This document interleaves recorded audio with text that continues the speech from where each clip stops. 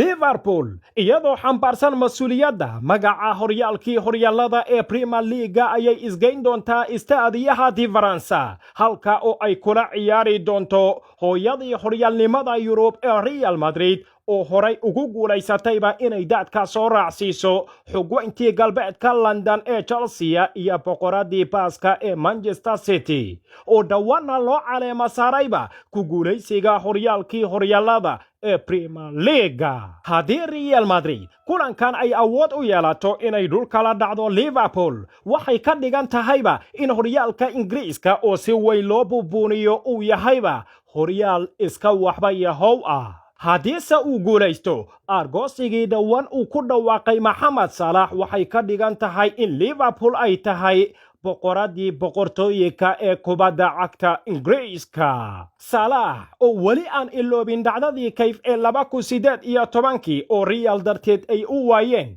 dhagacadihii qaaradda Yurub waa tii uu ku dhawaaqay in Real ay dhulka la dhici doonaan balse Karim Mustafa Benzema oo ah laacib aan shidaynin dabyar xilli ciyaareedkan kuna jira halkii ugu wacnayd ee xirfadiisa ciyaareed ayaa jawaab cad ka soo bixiyay hadalkii Mohamed Salah wuxuuna qirayba in Liverpool ay haysato waqtigan kalsooni badan. Karim oo sii hadlayay ayaa wuxuu intaasi ku daray waxa laga yaabaa in haatanba ay aaminsan yihiin in koobkaba ay ku guulaysteen malaha waxay moodayaan in Real Madrid aysan ahayn sidii hore laakiin iyagu waa kuwa ugu cadcad ee kulankan. Salah wixii uu doono wuu oran karaa ayuu hadal ku soo gabagabeeyay Karim Mustafa Benzema. Finaalka ka dhici doona magaalada Paris ee dalka Faransiiska waxaa lagu xaqiiqsan doonaa in uu guulaysan doonaba argoosigii Liverpool ay ku dhawaaqday ama in argoosigaasi uu noqon doono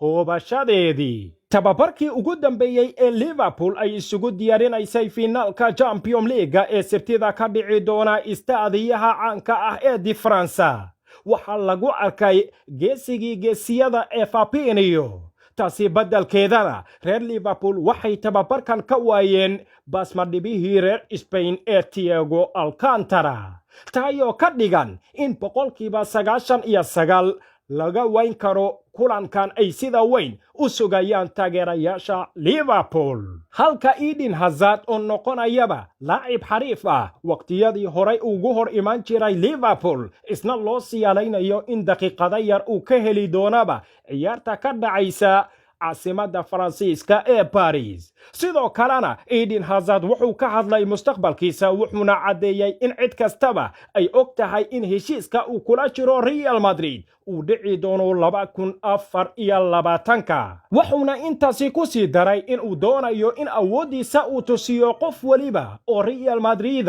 inta kaga dhiman qandaraaskiisa taayoo ka dhigan in wali uu jeclaysanayo inuu sii joogo Santiago Bernabeu. waad ku mahadsan tahay haddii aad daawanaysay warbixinadan ilaa iyo dhammaadkooda waxaan ahay Maxamed Cabdirasaaq Tolman.